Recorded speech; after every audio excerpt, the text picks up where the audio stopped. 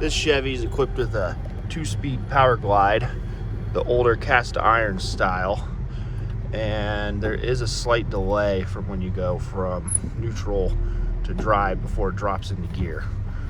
When it's cold, it takes about 10 seconds. When it's hot, it pretty much goes in right away. The other thing to keep in mind is it starts out in second. So if you want to go faster, you start it in low, and then you drive, and then you just shift it into D. But overall, really fun, solid rig.